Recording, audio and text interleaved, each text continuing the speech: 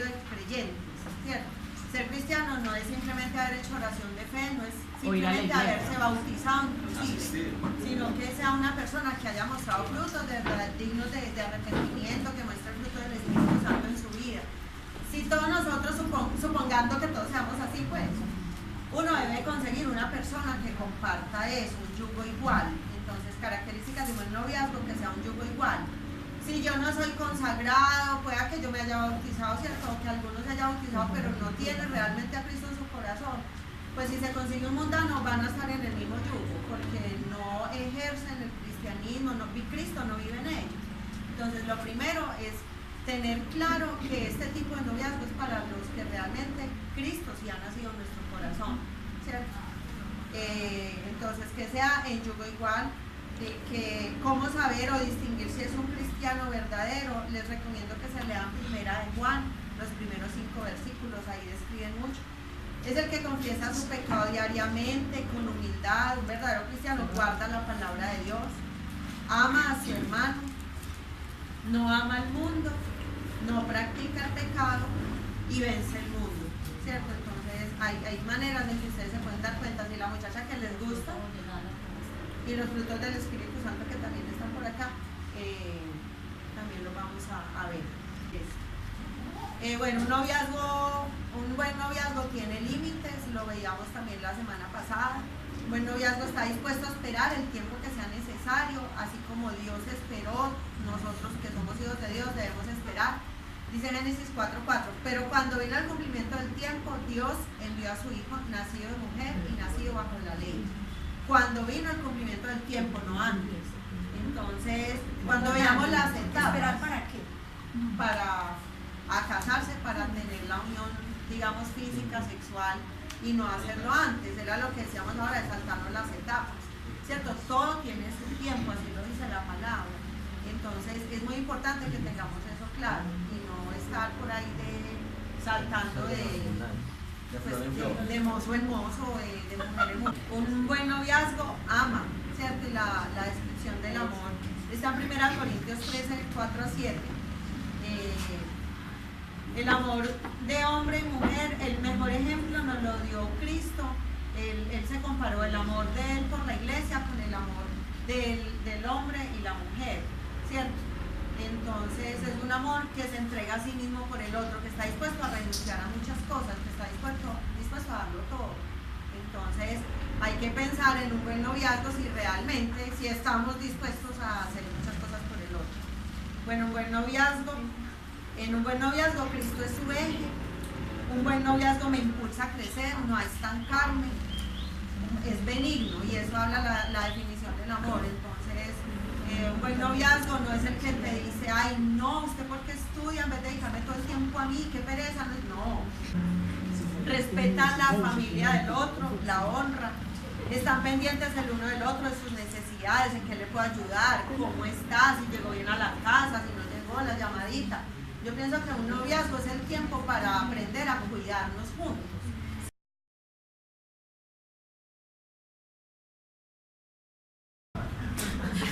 Cuando llegué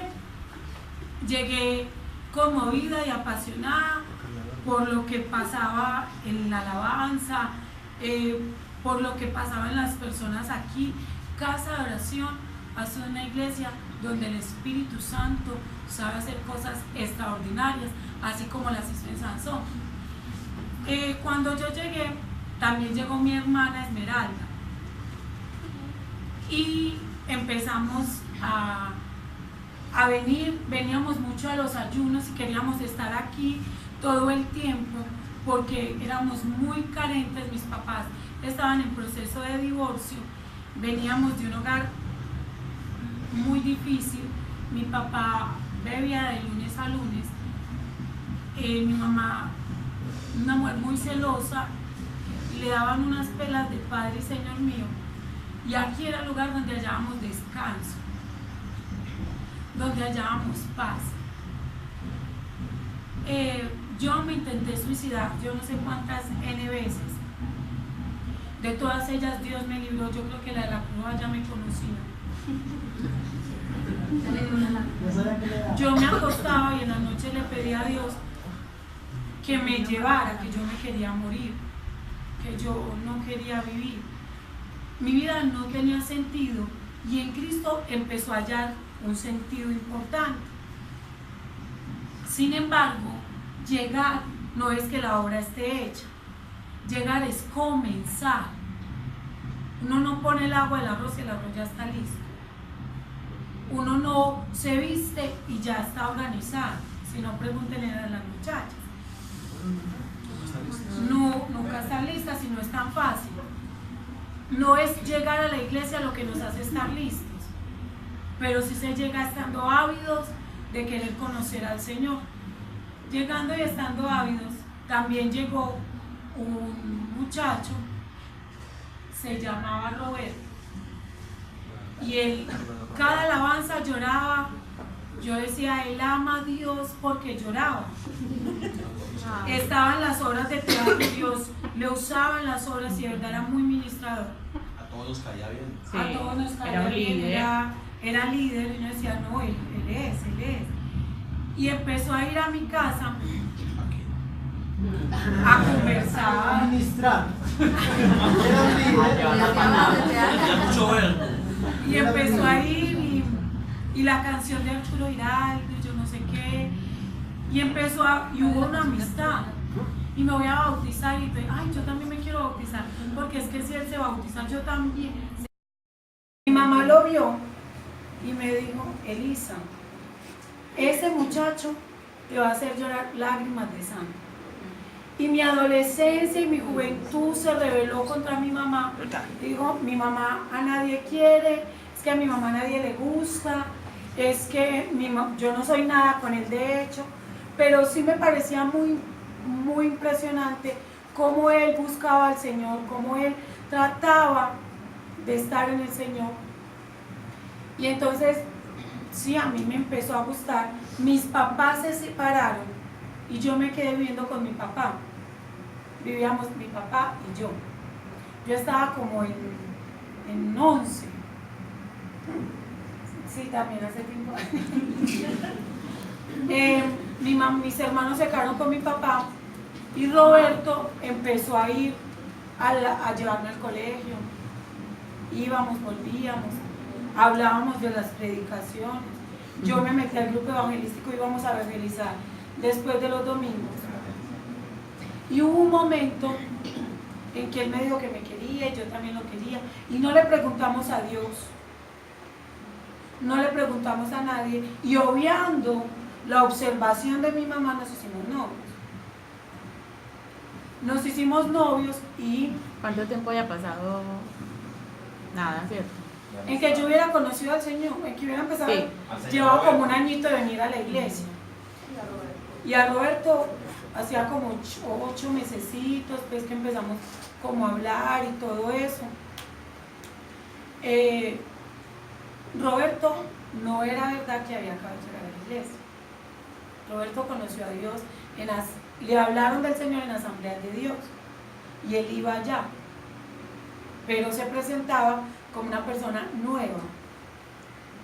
Y entonces ya empezó a haber un vacío en la historia. Un fin de semana cualquiera no llegó, porque el permiso de mi casa era viernes, sábado y domingo de 7 a 10. Había normas. Pero mi papá no estaba lunes, martes, miércoles, jueves y viernes por la mañana, cuando él iba y me recogía y me llevaba al colegio. Y me volvía y me traía. Sin embargo, entonces ese fin de semana, cuando él no apareció, a mí me pareció extraño, podía estar enfermo. ¿Qué pasó? Que no fue. Una vez me llevó a su casa, entonces yo fui, no fue viernes, entonces al sábado, después de jóvenes, como no vino a jóvenes, yo fui a la casa de él y la mamá me abrió la puerta y empezó a llorar. Yo no sabía qué le había pasado. Roberto me llevaba como 10 años. Entonces no era tan muchacho. Yo le dije, ¿qué pasó? Y me dijo, es que hay una cosa que usted no sabe de Roberto. Yo le dije, no, ¿qué? Roberto Son los invitados que usted trae. Es que hay que traer gente seria. Tranquilo, Wilder, que se va a sentar allá, tranquilo. Gente organizada. Ay, Gente seria, madre. Roberto tenía un problema con las drogas. Roberto consumía cocaína y cuando consumía cocaína robaba y cuando robaba amanecía de viernes a domingo en la calle. La mamá lloró mucho y me dijo, yo cuando la vi pensé que esto iba a ser la salvación de mi hijo, que me iba a ayudar con él.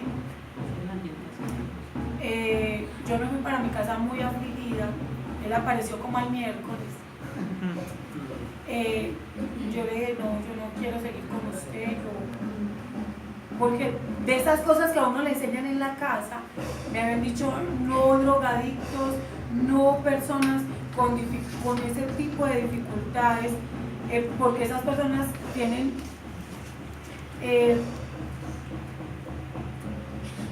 son muy manipuladoras.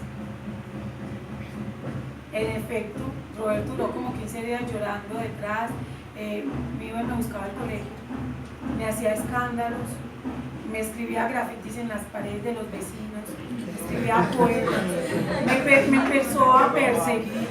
Entonces yo podía salir de la casa de mi tía y volteaba y él estaba en la esquinita. Entonces empezaron un montón de cosas, pero yo lo quería. Él no hacía qué. Pues no trabajaba. Eso iba a preguntar yo. Sí, él trabajaba. Él robaba. Trabajar de mesa. No, robar no es tan fácil. Roberto es una lucha, no ha sido fácil. Yo lo perdoné y pasó un tiempo, 2, 3 meses, y a los 3 meses, otra vez viernes, no llegaste. Entonces yo ya, y empezó a hacer un juego de terminemos y volvamos, terminemos, y esta vez sí. Pero el Dios que ve y el Dios que oye, yo venía a las madrugadas con mi abuelito, y mi oración en toda la madrugada era que lo transformara, que lo cambiara, que él podía hacer algo especial en él. Pero no funciona así. Sí podemos ayudar, sí podemos orar, pero no es estando ahí al pie. Y estando al pie a veces es más nocivo para el otro, a que te distancies y le hagas saber que no eres su opción y su alternativa es el Señor. Es un encuentro personal con el Señor, no con la novia. Nosotros no cambiamos personas. El que cambia personas es el Señor. Yo no sabía eso. Dios empezó a hablar a la vida de Roberto y las palabras proféticas que venían a la vida de Roberto eran terribles. Le decían, si no cambias te voy a cortar. Cortar significa matar. Dice la Escritura que algunos fueron arrebatados, fueron cortados antes de tiempo para que su alma se salvara y no se fue terrible. Mi papá grande me llegó a pegar por esa relación. Me metió un puño en la cara. Reaccionado. Sí, como sí, porque Roberto, en mi casa también habían reglas y no podía ir si mis papás no estaban. Estábamos sentados en la sala, pero no podía estar. Cuando yo vi que llegó mi papá, entonces yo le dije, váyase, y no podía salir por la puerta porque por esa puerta iba a entrar mi papá. Entonces Roberto se subió a la azotea y se iba a tirar por la azotea. Mi papá me decía, aquí estaba, yo le decía que no. Entonces mi papá, furioso por todos los hechos, porque no soportaba a ese muchacho, cogió y me metió mi puño en la cara. Ya todo el mundo sabía la situación. No, mi papá no sabía que él era así.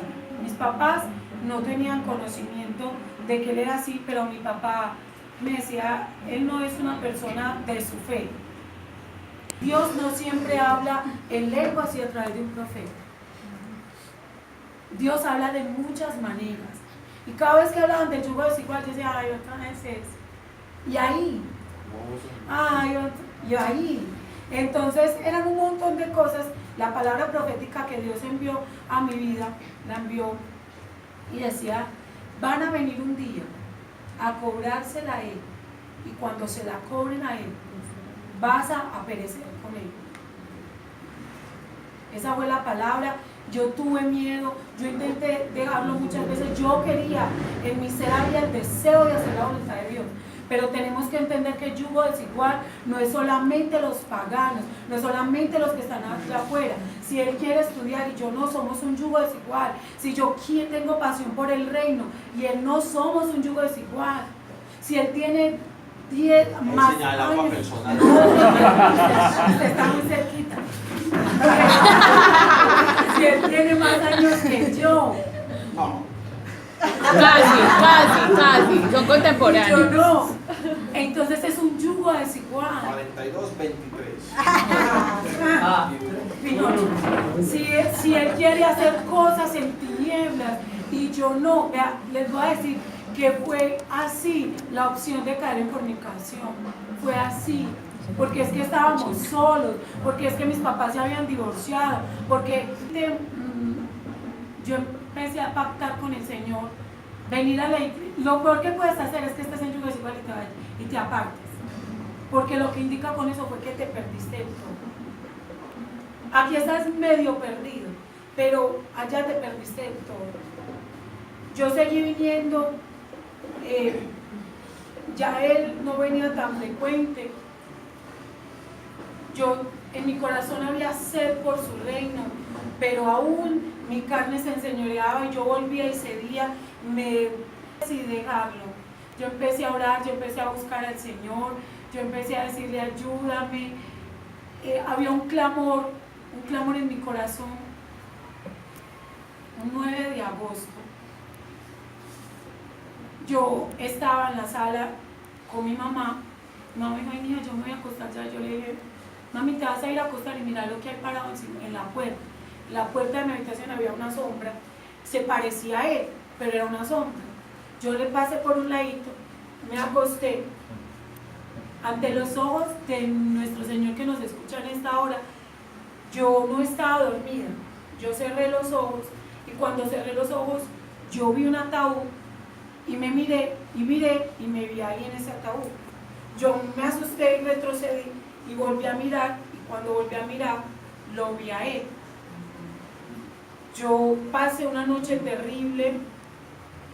Al otro día, 10 de agosto, yo me levanté con un sentimiento muy extraño. Quiero hacerles aclaración antes del año 2000, 2001, yo me levanto, arreglé la casa, fui a hacer una vuelta con mi mamá, no podía comer, yo no me explicaba por qué me sentía así. Mi hermana se había ido de la casa y me llamó, yo fui, ella vivía arriba de la casa de Roberto. Yo no puedo negar en esta hora que yo no iba a la casa de Roberto, pero sí me pasé, y cuando yo pasé frente a la casa del silbé y él salió. ¿Cómo se loco? Y él salió.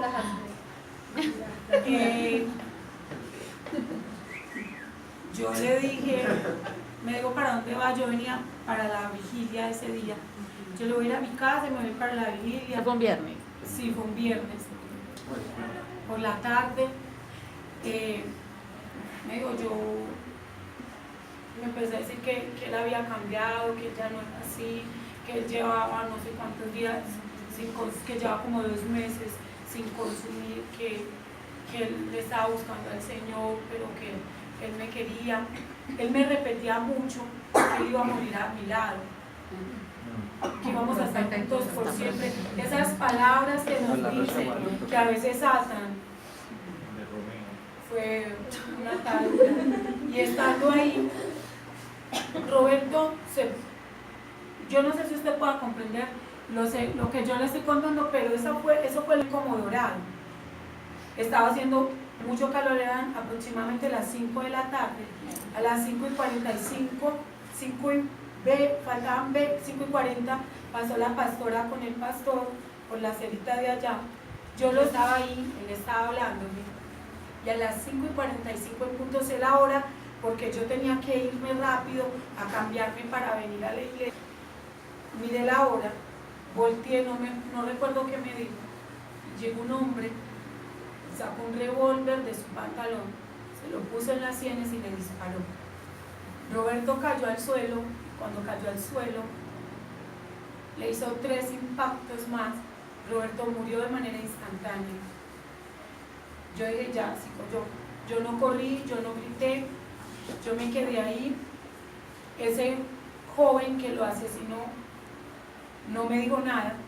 Él salió y se fue caminando como si hubiera comprado una libra de carne, salió y se fue.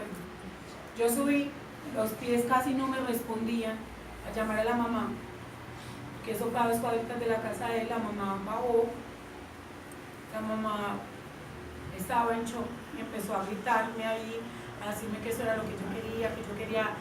La mamá muchas veces me dijo, era haber perdido el sentido, ya no había la opción de orar, no salían las palabras, no, es desolador. Al estar en la iglesia activa, entonces entré en disciplina. Se siente tanta desesperación, uno siente como si el Espíritu de Dios liberó mi vida y pude volver a hablarle al Señor, pude volver a leer su palabra y pude volver a congregarme, y empezó un proceso que tomó tiempo, hasta hace 8 meses, todavía estaba viendo secuelas, porque hay secuelas que se van a quedar en ti, hay cicatrices que no se van a borrar. Nadie le volvió los ojos a Sansón. La cicatriz de haber estado en un homicidio, la cicatriz de escuchar una explosión y sentir temor, diciendo, porque cuando explotan bombas yo siento mucha angustia. Yo tengo una hijita de mi corazón, Dios me dio una hijita. Quiero contar que Roberto soñó muchas veces con ser papá, que ese era el anhelo de su corazón y nunca lo pudo ser. Y algunas veces soñó que tenía un hijo y cuando lo miraba el hijo no tenía cabeza. Y que Dios le hablaba, le decía, si sigues así, nunca lo vas a conocer. Y su vida nunca se arrepintió y nunca en ese momento pudo lograr eso. Yo creo que es importante, así como Nani tuvo una oportunidad y no le tocó ver morir a ese hombre y tuvo ese retoñito que ustedes ven allá de amonar, y Dios me dio otra oportunidad. Hay personas, y no sé si sea tu situación, que no vayas a tener otra oportunidad, si no sé si vayas a tener la oportunidad de reversar lo que los hijos no se reversan, los eventos catastróficos no se reversan. Y si él hubiera matado a mis papás, eso no hubiera tenido reversa, y eso pudo haber sucedido. Qué bueno que hoy podamos ir a la reflexión y no padecer a causa de yugo desigual. Es más delicado de lo que podemos imaginar.